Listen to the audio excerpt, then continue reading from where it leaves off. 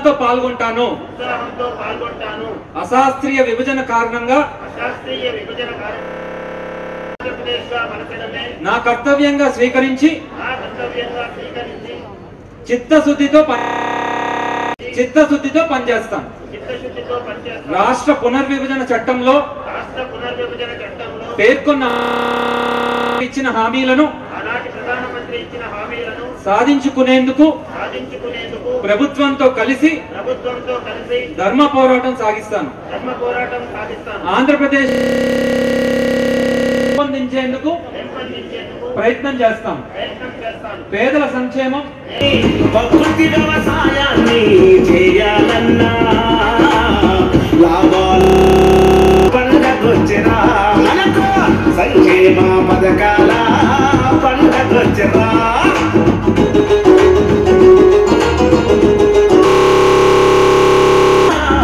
చేయి చేయి కలిపి మీరు కదలాలన్నా ప్రగతి చేయుతను అందించాలని మహిళలకు సమానంగా భాగస్వామ్యం మన రాష్ట్ర యువ నాయకులు, పంచాయతీ శాఖ మంత్రులు, ఇన్ఛార్జ్ రమేష్ రెడ్డి గారికి, మరి కలెక్టర్ గారికి, యువ నాయకులు నరేంద్ర మోదీ గారు అంత మట్టి నీరు తీసుకుని వచ్చి చంద్రబాబు గారికి అందించారు. 4 సంవత్సరాలు కూడా మేము భయపడే వారం కాదు, ఆంధ్రులం, గుండె కలిగిన వాళ్ళం, మేము ముందుకు వెళతామని చేసుకున్నాం. శాసనసభ ఏర్పాటు చేసుకున్నాం, హైకోర్టు చేసుకోగలిగినాం. ఈ విధంగా ముందుకు వెళుతున్నాం. రాష్ట్రానికి ఇచ్చిన హామీలు నిలబెట్టండి. రాష్ట్రానికి చెప్పిన మాట నూతన పరిస్థితులు చూస్తే ఏమవుతుందో ఏం జరుగుతుందో అని బాధపడవలసిన అవసరం ఉంది. అయితే సస్పెండ్ చేశారు. మరి ఏ పద్ధతిలో సస్పెండ్ చేశారు, ఏ పరిస్థితుల్లో రాష్ట్రాన్ని ముందుకు తీసుకుని వెళ్ళాలి, మీరు న్యాయం చేయకపోతే 4.5 సంవత్సరంలో చేసిన అభివృద్ధి కార్యక్రమాల్లో ఆయన పదే ఒక మాట అంటున్నారు, ఈ రాయలసీమ నేను రత్నాల సీమ చేస్తాను. ఏ సీమలో మరి ఏ విధంగా అయితే ప్రజలు కష్టపడుతున్నారో, రైతు కూలీలు కష్టపడు, మనకు నీరు ఇవ్వవలసింది ముఖ్య లక్ష్యంగా భావించుకొని పనిచేస్తున్నటువంటి ముఖ్యమంత్రి గారు ఉంది. ఎందుకంటే గోదావరి కృష్ణ అనుసంధానం చేసినప్పుడు ముఖ్యమంత్రి గారు బిల్లులో ఉంది, మాకు ఉక్కు ఫ్యాక్టరీ ఇవ్వండి అని చెప్పి పట్టించుకోలేదు కదా. మరి ఆయన పైన కూడా ఎన్నో కేసులు మోపి ఒక ప్రభుత్వం. ఈనాడు ముఖ్యమంత్రి గారు ఒకరి మీద ఆధారపడవలసిన పని లేదు. సీఎం రమేష్ గారు నేనున్నానని స్వయంగా ఆనాడు సభలో చెప్పి ఈనాడు శంకుస్థాపన చేయడం కూడా జరిగింది. 30,000 కోట్ల అవసరం. ఆ ప్రాజెక్టు మన ఉద్యోగాలు చేయాల్సిన పని లేదు. మన కడప పట్టణంలోనే ఉద్యోగ అవకాశాలు ఉన్నాయి. ఈ విధంగా రాష్ట్రాన్ని ముందుకు తీసుకుని వెళుతున్నారు. పంచాయతీ శాఖ ఇటువంటి శాఖల్లో జోక్యం చేసుకుని ఎక్కడికక్కడ రోడ్లైతేనేం, త్రాగునీరైతేనేం ఉన్న మన ప్రాంత అభివృద్ధి కోసం, మన రాష్ట్ర అభివృద్ధి కోసం ఏ విధంగా అయితే 2014లో మీరు సిమెంట్ రోడ్లు, ఎన్నో గృహప్రవేశాలు, అలాగే ఎన్నో ఎరువులు తయారు చేసే షెడ్లు, గోకులం లాంటి షెడ్లు, ఎన్నో కార్యక్రమాలు చెప్పదలుచుకున్నాను. రాయచోటి అత్యంత వెనుకబడిన ప్రాంతం. ఇక్కడ వ్యవసాయం లేదు, సాగునీరు లేదు, త్రాగునీరు లేదు. అత్యధికంగా కడప జిల్లాలో అత్యధికంగా త్రాగు సమస్య ఉండే నియోజకవర్గం ఏదన్నా ఉందంటే రాయచోటి నియోజకవర్గం మొదటిది.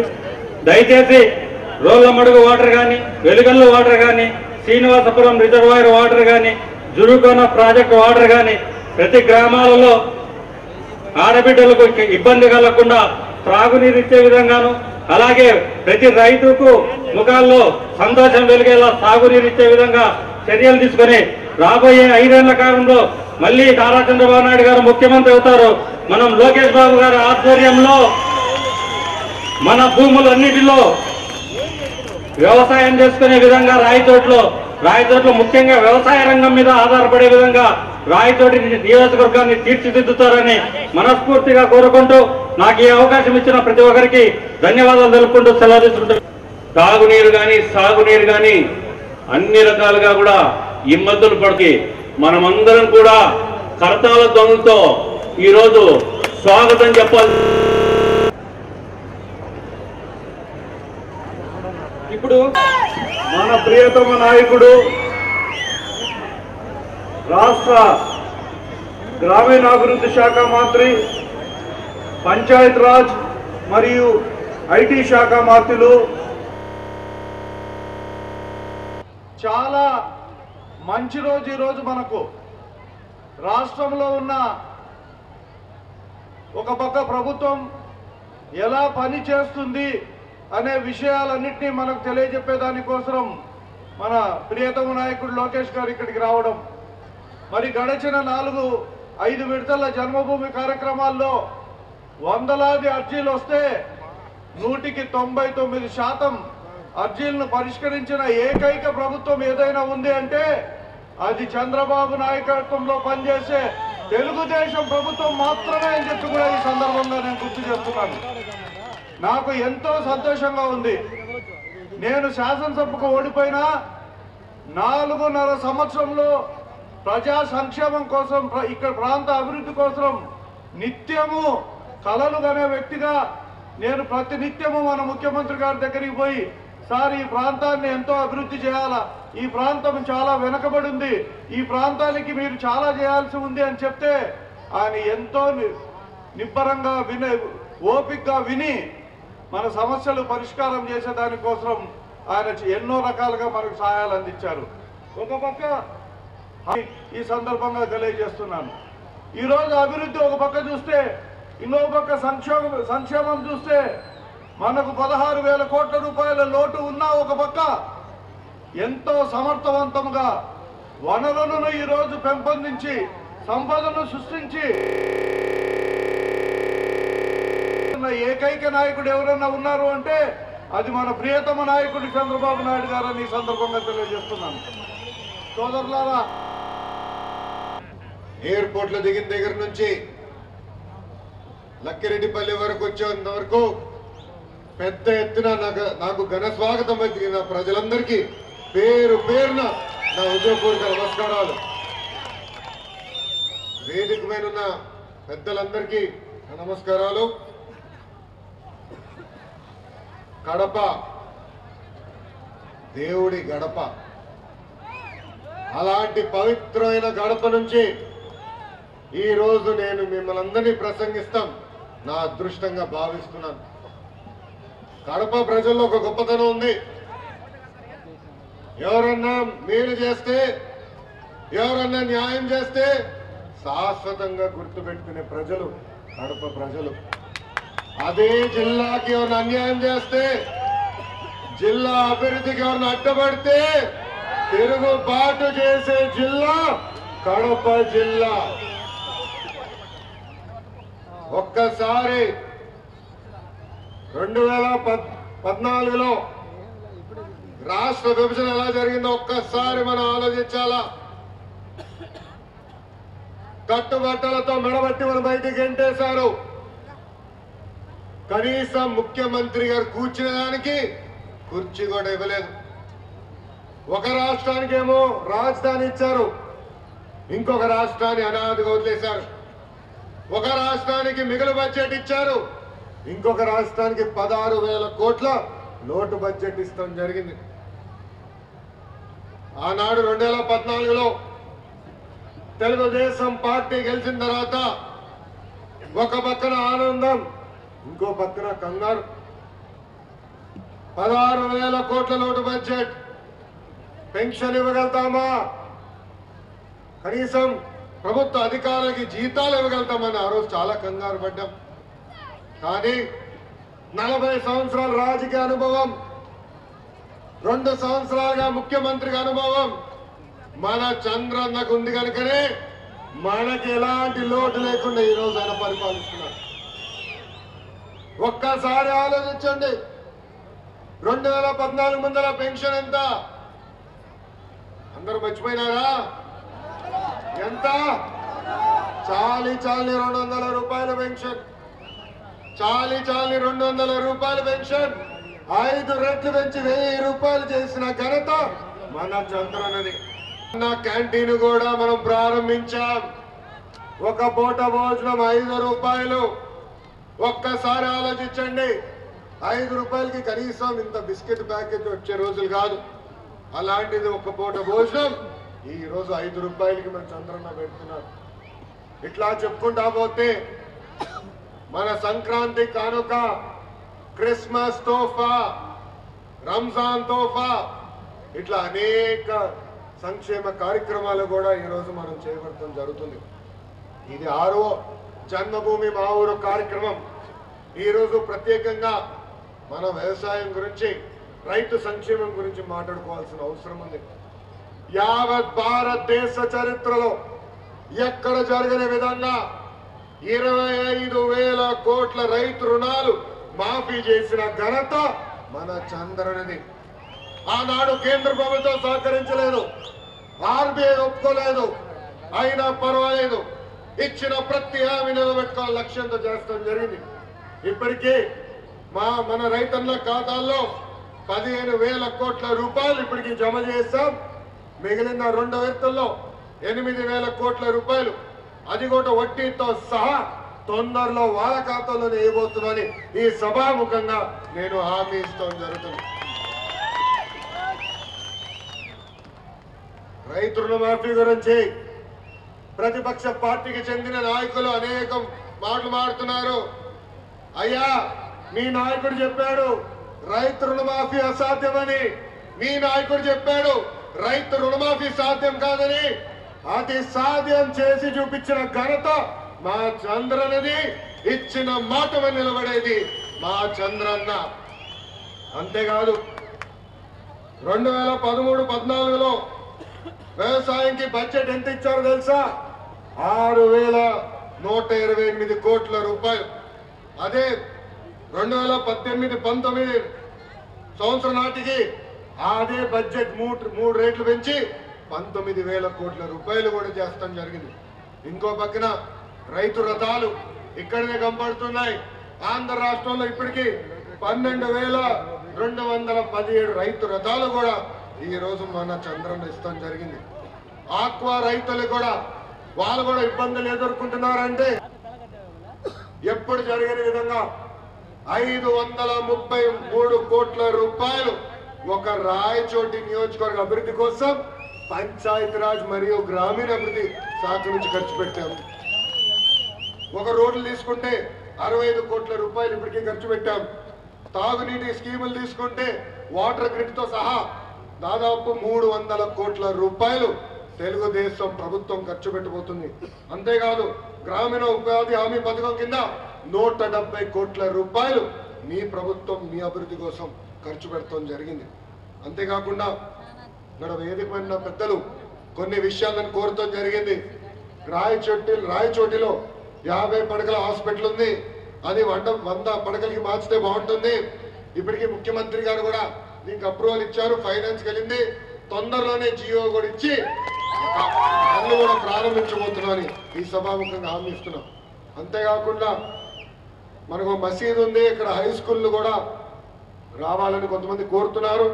మన ముస్లిం సోదరుల మనోభావాలు దెబ్బ తినకుండా తప్పనిసరిగా దీని ఎట్లా పరిష్కారం చేయాలో చేస్తాం. వచ్చే 2-3 క్యాబినెట్ మీటింగ్లో కూడా ఈ ఇష్యూని టేకప్ చేయబోతున్నానని సభాముఖంగా నేను మీ అందరికీ హామీ ఇస్తాం జరుగుతుంది. ఇంకో పక్కన హంద్రీ నివా ద్వారా మనకి సాగు కానీ తాగునీరు వచ్చడానికి అవకాశం ఉంటుంది. తప్పనిసరిగా రాబోయే 3 నెలల్లో హంద్రీ నివా పనులు కూడా పూర్తి చేస్తాం. అటు పక్కన వెలుగొండ కూడా తప్పనిసరిగా నీళ్ళు అందజేస్తామని ఈ సభాముఖంగా నేను మీకు హామీ ఇస్తూ, అదేవిధంగా రమేష్ రెడ్డి అన్న ఒకటి మాట కోరారు. ఇక్కడ 1500 మీటర్లు మన సీసీ రోడ్లు వేస్తే 100కి 100% అవుతుందని, సీసీ రోడ్ల పనులు పూర్తవుతాయని కోరటం జరిగింది. తప్పనిసరిగా ఇక్కడ అధికారులు ఉన్నారు, వాళ్ళకి ఇప్పుడే ఆదేశాలు జారీ చేస్తున్నాం. యుద్ధ ప్రాతిపదికగా ఈ పనులు పూర్తి చేస్తాం. ఇంకో పక్కన ఆర్వీ రోడ్ నుంచి గవర్నమెంట్ హాస్పిటల్కి 60 లక్షల నుంచి 70 లక్షల రూపాయలు ఖర్చే రోడ్డు కావాలన్నారు. అది కూడా ఉపాధి హామీ కార్యక్రమం కింద మేము చేపడతాము. ఒకవేళ మెయింటెనెన్స్ కింద వస్తే స్పెషల్ కరెంట్ మాకు ఎంఆర్ఆర్ కింద ఉంది, తప్పనిసరిగా అది కూడా పూర్తి చేస్తామని సభాముఖంగా హామీ ఇస్తూ, ఇంకో పక్కన ఇప్పుడు మనకి తాగునీటి స్కీమ్ ద్వారా నీరు అందించాలని కోరారు. తప్పనిసరిగా ఇప్పటికీ మనము టెండర్లు కూడా పూర్తి చేస్తాం, తొందరలోనే పనులు ప్రారంభిస్తాం. ఇచ్చిన ప్రతి హామీ నిలబెట్టుకునే బాధ్యత తెలుగుదేశం ప్రభుత్వం తీసుకుంటుందని సభాముఖంగా మీ అందరికీ తెలుపుకుంటూ, నేను చివరిగా మిమ్మల్ని అందరినీ ఒకటే కోరుతున్నా. మీరు చూశారు 16,000 కోట్ల లోటు బడ్జెట్ ఉన్నా ఈ రోజు ఎప్పుడు లేని విధంగా సంక్షేమం అభివృద్ధి మనం చేసుకుంటాం జరుగుతుంది. అందరూ మన ముఖ్యమంత్రి గారు వ్యతిరేకంగా పనిచేస్తున్నారు. అటు పక్కన భారతీయ జనతా పార్టీ కానివ్వండి, ఇటు పక్కన జగన్మోహన్ రెడ్డి గారు కానివ్వండి, ఎట్టి పరిస్థితుల్లో చంద్రబాబు నాయుడు గారిని ఇబ్బంది పెట్టడానికి ప్రయత్నిస్తున్నారు. అంతెందుకు ఉపాధి హామీ కూలీలకి ఇవ్వాల్సిన నిధులు కూడా ఈ రోజు కేంద్ర ప్రభుత్వం ఇవ్వట్లేదు. 350 కోట్ల రూపాయలు పేద కూలీలు చెమటోర్చి పనిచేసి ఆ డబ్బులు కూడా ఇచ్చే పరిస్థితుల్లో కేంద్ర ప్రభుత్వం లేదు. మన అన్ని రకాలుగా ఇబ్బంది పెడతారు. పర్వాలేదు, 4 నెలల్లో ఎన్నికలు వస్తున్నాయి. తప్పనిసరిగా రాబోయే ఎన్నికల్లో రాయచోటి నియోజకవర్గంలో తెలుగుదేశం పార్టీని భారీ మెజార్టీతో గెలిపించుకోండి. ఎంపీని కూడా గెలిపించే బాధ్యత మీరు తీసుకోండి. కేంద్రంలో ఉన్న నరేంద్ర మోదీ గెలిపించే బాధ్యత తెలుగుదేశం ప్రభుత్వం తీసుకుంటుందని ఈ సభాముఖంగా మేము మీ అందరికీ తెలుపుకుంటూ, ఇంత ఆలస్యమైన ఓపిక నా ప్రసంగం ఇన్నందుకు హృదయపూర్వక ధన్యవాదాలు తెలుపుకుంటూ నేను సెలవు తీసుకుంటున్నాను. జోహార్ అన్న ఎన్టీఆర్, జోహార్ అన్న ఎన్టీఆర్. చంద్రబాబు నాయుడు గారి నాయకత్వం, చంద్రబాబు నాయుడు గారి నాయకత్వం. జై హింద్. ఇప్పుడు ఎన్టీఆర్ భరోసా పెన్షన్ కింద బి లక్ష్మ గారికి 1000 రూపాయలు, అట్లాగే షేక్ హైదర్ అలీ గారికి వికలాంగ పింఛన్ కింద 1500 రూపాయలు మన మంత్రివర్యుల వారి కింద స్వీకరించవలసిందిగా కోరుతున్నాం.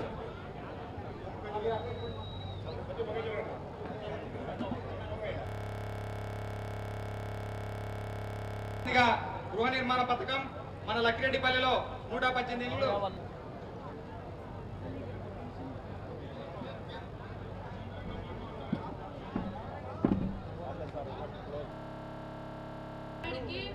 నేను రుణపడి ఉన్నాను. అందరికీ నమస్కారం. చంద్రబాబు నాయుడుకి, లోకేష్ బాబు సార్కి, రమేష్ రెడ్డి సార్కి నేను హృదయపూర్వక ధన్యవాదాలు. అశుభ్రత తొలగించుటకు నా వంతు కృషి చేస్తాను.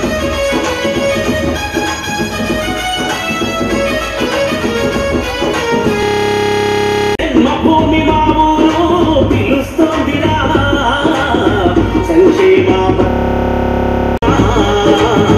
మనలను ముందుకు సాగాలని చెప్పాడమ్మా.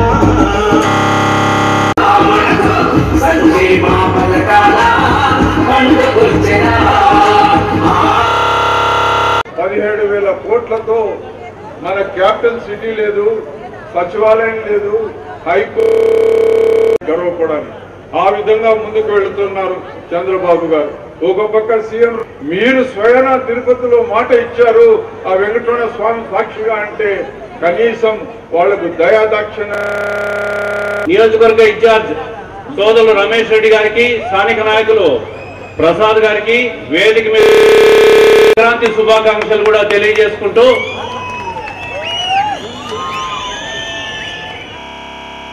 చోటి నియోజకవర్గానికి 295 కోట్ల రూపాయలు నేను తాగునీరు పథకం కోసం కేటాయించడం జరిగింది. ఇప్పటికీ టెండర్లు పూర్తయినాయి.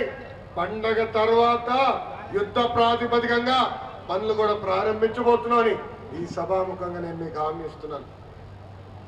తెలుగుదేశం పార్టీ, తెలుగుదేశం ప్రభుత్వం జోడెత్తుల బండి. ఒక పక్కన సంక్షేమం, ఇంకో పక్కన అభివృద్ధి ఎంఎస్పీలో ముందని వెళ్తుంది. 68 సంవత్సరాల వయసులో 24 సంవత్సరాల యువకుడిలాగా చకచకా మన ముఖ్యమంత్రి గారు పరిగెత్తుకుంటూ వెళ్తున్నారు. ఈజ్ ఆఫ్ డూయింగ్ బిజినెస్ మన నంబర్ 1, గ్రామీణ అభివృద్ధిలో మన నంబర్ 1. ఏది తీసుకున్నా అగ్ర స్థానంలో ఈరోజు ఆంధ్ర రాష్ట్రం నిలబడింది. అందుకే మోడీ గారికి ఆంధ్ర ప్రజలు ఆంధ్ర రాష్ట్రం అంటే అసూయ. ఆనాడు ఆంధ్ర రాష్ట్ర విభజన జరిగేటప్పుడు మనకి ప్రత్యేక హోదాతో పాటు 18 అంశాలపై మనకు హామీ ఇస్తాం జరిగింది. కానీ ఏ ఒక్క హామీ చేశారా అని మిమ్మల్ని అడుగుతున్నా. చేశారా? చేయలేదు. 4 సంవత్సరాలు తెలుగుదేశం పార్టీ ఓపిక పట్టింది. మొదటి సంవత్సరం ప్రత్యేక హోదా ఇస్తా అన్నారు. రెండో సంవత్సరం వచ్చేగల ఇతర రాష్ట్రాలు ఎన్నికలు జరుగుతున్నాయి, ఎన్నికల తర్వాత ఇస్తా అన్నారు. మూడో సంవత్సరం వచ్చేగల భారతదేశంలో ఏ రాష్ట్రాలు మేము ప్రత్యేక హోదా ఇవ్వట్లేదు, అందుకే ఆంధ్ర రాష్ట్రానికి ఇవ్వలేము, ప్రత్యేక ప్యాకేజ్ ఇస్తామన్నారు. ఆ ప్యాకేజ్ ఇచ్చినారా? లేదు. 4వ సంవత్సరం వచ్చేగల పోయిన సంవత్సరం చివరి బడ్జెట్, ఆ బడ్జెట్ లో ఆంధ్ర రాష్ట్రానికి న్యాయం జరుగుతుందని భావిస్తే అక్కడ కూడా న్యాయం చేయలేదు. అది చూసి ఓర్చుకోలేక ముఖ్యమంత్రి గారు ప్రధానమంత్రి గారు ఫోన్ చేశారు. కానీ పెద్ద ఆయన ఎప్పుడు ఆకాశంలో తిరుగుతూ ఉంటాడు. ఆయన ముఖ్యమంత్రి గారు ఫోన్ ఎత్తినారా? లేదు. ఒక రాష్ట్ర ముఖ్యమంత్రి గారు ఫోన్ చేస్తే 24 గంటల వరకు ప్రధానమంత్రి గారు ఫోన్ దగ్గరికి రారు. అందుకే కేంద్రంలో ఉన్న మన ఇద్దరు మంత్రుల్ని రాజీనామా చేసి తిరిగి రమ్మని చెప్పాం. అటు పక్కన అశోక్ గజపతి రాజు గారు, ఇటు పక్కన చౌదరి గారు రాజీనామా చేస్తాం జరిగింది. ఇదంతా చూసి ప్రతిపక్ష పార్టీకి చెందిన నాయకుడు జగన్మోహన్ రెడ్డి గారికి ఒక డ్రామా కంపెనీ పెట్టాలని ఐడియా వచ్చింది. ఇప్పటికీ 3 డ్రామాలు వేశారండి. మొదటి డ్రామా రాజీనామా. మీరు గెలిపించారు ఎంపీ గారు, ఆయన రాజీనామా చేశారు. ఆ రాజీనామా ఏంటే కేంద్రంలో ఉన్న బీజేపీతో రాజీ ఆంధ్ర ప్రజలకి నామం పెట్టడానికి ప్రయత్నించారు. ప్రజలు గమనించారు. ఆ డ్రామా ఫ్లాప్ అయింది. తర్వాత రెండో డ్రామా. ఏ డ్రామా? కోడికత్తి డ్రామా. స్క్రిప్ట్ రాసిందేమో ఢిల్లీలో, యాక్షన్ జరిగిందేమో విశాఖపట్నం ఎయిర్పోర్ట్ లో. గుచ్చింది ఎవరు? వైకాపా కార్యకర్త. జగన్మోహన్ రెడ్డి గారు పదే చెప్తారు ఆయన మా కార్యకర్త కాదని. పాపం ఆ శ్రీనివాస్ కుటుంబ సభ్యులందరూ ఒకటే అంటారు, రాజశేఖర రెడ్డి గారంటే మాకు గౌరవం, జగన్మోహన్ రెడ్డి గారంటే మాకు అభిమానం, మా ఓడు గుచ్చితే ఆయనకేదో సింపతి వస్తుంది అనుకున్నాము అని. అది కూడా డ్రామా ఫ్లాప్ అయింది. ఇప్పుడు కొత్త ఆవు అంబులెన్స్ డ్రామా. ఏం డ్రామా? ఆవు అంబులెన్స్ డ్రామా. మొన్న విజయనగరం జిల్లాలో జగన్మోహన్ రెడ్డి గారు గడుస్తూ ఉన్నప్పుడు ఒక ప్రసంగంలో ప్రసంగిస్తున్నారు, ఒక సభలో ప్రసంగిస్తున్నారు. అప్పుడైనా ఒక మాట్లాడుతూ 108 ఫోన్ చేస్తే అంబులెన్స్ రావట్లేదు అన్నారు. అప్పుడే కుయ్ కుయ్ కుయ్ అంటూ అంబులెన్స్ వచ్చింది. దీనికి కాలింది. ఏమని అడిగినా? డ్రైవర్ అడుగుతున్నాడు, చంద్రబాబు నాయుడు నేను పంపించాడు అని అడుగుతున్నాడు. అసలు లోపల ఎవరున్నారా అని అడుగుతున్నారు. తర్వాత అన్ని తిప్పి చూస్తే రికార్డులన్నీ తిరిగేస్తే అప్పుడు తెలిసింది పాప ఆ సభకు వస్తున్న వైకాపా కార్యకర్తకి యాక్సిడెంట్ అవుతే ఈ 108 అంబులెన్స్ ఆసుపత్రికి పట్టుకెళ్తారు. అయిపోయింది. పాప ఆవేశంలో ఉన్నారు, వదిలేసాం. ఇంకొక సభలో ఆవు వచ్చింది. ఆయన ఆవును అడుగుతున్నాడు, చంద్రబాబు నాయుడు పంపించాడు ఈ ఆవు నా సభని ఆపేదాన్ని. పాప ఆవు కట్టుకోవాలి, నేనేదో ఈ మూల నుంచి ఆ మూలకి వెళ్తున్నా, నన్నెందుకు తిడుతున్నారా బాబు అని. అంటే ఆవు కంపడితే తెలుగుదేశం ఆవు, 108 అంబులెన్స్ వెళ్తే తెలుగుదేశం అంబులెన్స్. అందుకే ఆంధ్ర ప్రజలు చూస్తే ఇంక అర్థమైంది, వీళ్ళందరూ తెలుగుదేశం పార్టీకే ఓటేస్తారు. అందుకే ఈరోజు ఒకటి అడుగుతున్నా మిమ్మల్ని అందరినీ, ఆయన నడుస్తున్నారు, ఏనాడైనా మోడీ గారు వ్యతిరేక ఒక్క మాట మాట్లాడారని అడుగుతున్నా. మాట్లాడారైనా? లేదు. ప్రత్యేక హోదా ఇవ్వాల్సింది ఎవరు? మోడీ గారు. కడప జిల్లా కుక్కు ఫ్యాక్టరీ ఇవ్వాల్సింది ఎవరు? నరేంద్ర మోడీ గారు. కనీసం ఆయన సొంత జిల్లా ఉక్కు ఫ్యాక్టరీ కోసం నరేంద్ర మోడీ గారు నిలదీసే దమ్ము ధైర్యం లేని వ్యక్తి జగన్మోహన్ రెడ్డి గారు. ఆయన తెలుసు పొరపాటున మోడీ గారు పేరు ప్రసంగిస్తే ఇప్పటికే 16 నెలల జైలుకి వెళ్ళి వచ్చిన వ్యక్తి మళ్ళీ స్పీడ్ గా జైలుకి వెళ్తానని నేను తెలుసు. ఈ రోజైనా ఒకటి అడుగుతున్నా, అయ్యా ప్రత్యేక హోదా ఇవ్వాల్సింది కేంద్ర ప్రభుత్వం, ఉక్కు ఫ్యాక్టరీ ఇవ్వాల్సింది కేంద్ర ప్రభుత్వం, ఎందుకు మీరు నరేంద్ర మోడీ గారు వ్యతిరేకంగా ఒక్క మాట మాట్లాడలేదు సభాముఖంగా అడుగుతున్నా. అంతేకాదు రాజ్యసభలో మీకు 2 ఎంపీలు ఉన్నారే, ఎందుకు కేంద్ర ప్రభుత్వాన్ని నిలదీయట్లేదు? ఎందుకు ప్రధానమంత్రి నరేంద్ర మోడీ గారు ముందరికెళ్ళి అయ్యా ఆంధ్ర రాష్ట్రానికి మీరు అన్యాయం చేస్తున్నారే, న్యాయం చేయండి అని ఎందుకు అడగట్లేదు సభాముఖంగా అడుగుతున్నా. దొంగపుత్రుడు కదా, బాగా భయం. రాష్ట్రాన్ని దోచుకున్నాడు, కేసులు భయం. ఇంకో పక్కన పవన్ కళ్యాణ్ గారు ఉన్నారు. పవన్ కళ్యాణ్ గారు అంటే నాకు చాలా గౌరవం. ఎన్నోసార్లు చెప్పాను, అయ్యా మీరంటే నాకు చాలా గౌరవం, ఎందుకు మీరు నా పైన వ్యక్తిగతంగా ఆరోపణలు చేస్తారని నాకు తెలియదని నేను చెప్పాను. ఆయన కోరాను, సాక్ష్యాధారం ఉంటే ప్రజల ముందర పెట్టండి, వాళ్ళు నిర్ణయిస్తారు నేను అవినీతి పరుడు అవునా కాదా అని. పెట్టారా మీ ముందర? పెట్టారు. అంతేకాదు ఇంకో మాట అన్నారు, ఢిల్లీలో అవిశ్వాస తీర్మానం పెడితే నేను ఢిల్లీకి వెళ్ళి అన్ని పార్టీలు మద్దతు కూడగట్టి కేంద్ర ప్రభుత్వాన్ని దించుతానని. కరెక్ట్ గా తెలుగుదేశం పార్టీ అవిశ్వాసం తీర్మానం పెట్టింది, కానీ వెళ్ళారా ఢిల్లీకి? మద్దతు కూడగట్టారా? లేదు. ఇంకో పక్కన ఫ్యాక్ట్ ఫైండింగ్ కమిటీ అన్నారు. ఫ్యాక్ట్ ఫైండింగ్ కమిటీకి ఆధారాలు ఇస్తే మేము తేల్చి చెప్తాం, కేంద్ర ప్రభుత్వం రాష్ట్రానికి ఎంత డబ్బులు ఇవ్వాలో అది తీసుకుని నేను నరేంద్ర మోడీ గారిని నిలదీస్తానని చెప్తాం జరిగింది. ఫ్యాక్ట్ ఫైండింగ్ కమిటీ చెప్పింది 75,000 కోట్ల రూపాయలు కేంద్ర ప్రభుత్వం ఆంధ్ర రాష్ట్రానికి ఇవ్వాలని. ఆ రిపోర్ట్ ఇప్పుడు ఏమైంది? ఎవరికైనా ఇచ్చారా? అయినా లేదు. కానీ పదే పదే మన ముఖ్యమంత్రి గారు నిలుతారు. అందుకే బీజేపీ అంటే భారతీయ జనతా పార్టీ కాదండి, బి అంటే భారతీయ జనతా పార్టీ, జే అంటే జగన్మోహన్ రెడ్డి గారి పార్టీ, టి అంటే పవన్ కళ్యాణ్ గారి పార్టీ. ఈ రోజు వీళ్ళు ముగ్గురు కలిసి చంద్రబాబు నాయుడు గారిని ఇబ్బంది పెట్టడానికి ప్రయత్నిస్తారు. మన కోసం, మన ఉక్కు ఫ్యాక్టరీ కోసం సీఎం రమేష్ గారు దీక్ష చేస్తే ఆయన పైన ఐటీ రేట్లు చేస్తారు. ఓకే, ఆయన పేరు మీద ఐటీ రేట్లు చేస్తే పర్లా లేదు. ఆయన సతీమణి ఇంట్లో ఉన్న మహిళల పేరు పైన రేట్లు చేస్తారు. ఇదేమి న్యాయం అండి? ఆంధ్ర రాష్ట్ర హక్కుల గురించి అడిగితే ఈడీ కేసులు పెడతారంటారు. విభజన చట్టంలో ఉన్న హామీల గురించి అడిగితే ఇన్కమ్ ట్యాక్స్ రేట్లు చేస్తాం జరుగుతుంది. అంతేకాదు ఆంధ్ర రాష్ట్రంలో పెట్టుబడి పెట్టిన పరిశ్రమలందరిపైన ఐటీ రేట్లు చేస్తారు. నేను ఒకటే అడుగుతున్నా, అయ్యా 4 సంవత్సరాల ముందర మేము దొంగలుగా పంపలేదా? ఆంధ్ర ప్రజలు మంచోలా? ఇప్పుడు మీతో విభేదించిన తర్వాత ఎందుకు మా పైన ఇలాంటి దాడులు చేస్తున్నారని వాళ్ళు అడుగుతున్నారు.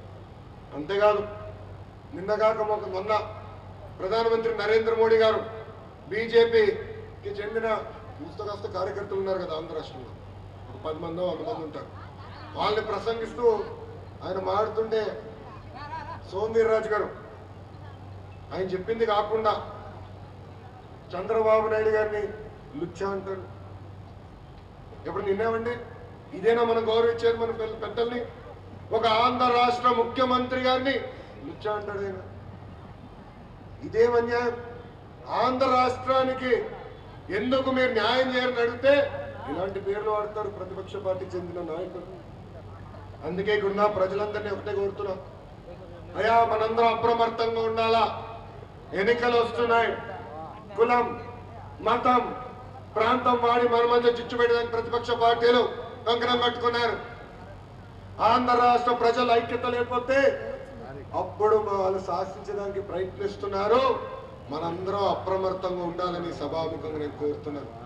అంతేకాదు రాబోయే ఎన్నికల్లో 25కి 25 పార్లమెంట్లు గెలిపించండి. దేశ ప్రధానమంత్రి గారు మన ముఖ్యమంత్రి నారా చంద్రబాబు నాయుడు గారు నిర్ణయించబోతున్నారు. ఇప్పటికే మనం చూసాం, భారతదేశంలో ఎక్కడికి వెళ్ళినా, ఏ రాష్ట్రంకి వెళ్ళినా అక్కడున్న ప్రాంతీయ పార్టీలందరూ కలిసికట్టుగా ముందరకు వస్తున్నారు. ఆంధ్ర రాష్ట్రంలో నరేంద్ర మోడీ, భారతదేశంలో నరేంద్ర మోడీ గారు ఉండేదానికి లేదు. ఆయన దించే వరకు మన ముఖ్యమంత్రి నారా చంద్రబాబు నాయుడు గారు పడుకునేది లేదని ఈ సభాముఖం నేను చెప్తున్నా. ఈరోజు ఎప్పుడు లేని విధంగా మన నియోజకవర్గాన్ని మనం అభివృద్ధి చేసుకుంటాం జరిగింది. అయినా కూడా పెద్దలు కొన్ని విషయాలు కోరటం జరిగింది.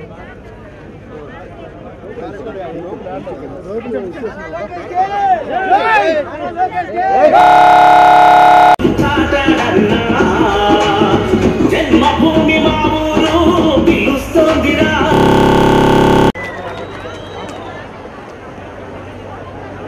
దయచేసి అందరూ కరతాళ ధ్వనులతో మన చిన్నారి పొందుతున్నటువంటి గౌరవాన్ని మీరందరూ కూడా చప్పట్లతో తెలియజేయాలి.